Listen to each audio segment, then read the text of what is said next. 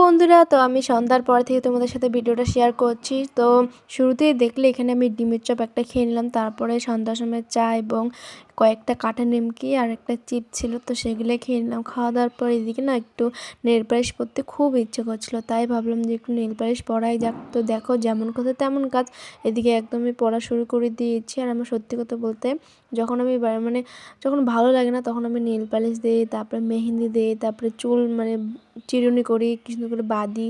তো এগুলোই করে আর কি করব তোমরা একটু বলো। আর ফোন দেখতে অতটা ভালোও লাগে না। তো দেখো এদিকে আমি রাত্রে একটু মেহেন্দি পরতে খুবই ইচ্ছে করেছিল, সেই কারণে এদিকে দেখো মেহেন্দি পরে নিয়েছি।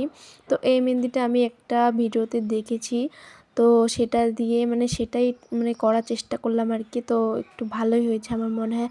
তারপরে এদিকে দেখো খাওয়া দাওয়ার পরে এদিকে দেখো হাতেও করেছি, হাতেরটা অতটা ভালো হয়নি। দেখো তোমাদের দাদা ভাইয়ের নামও লিখেছি।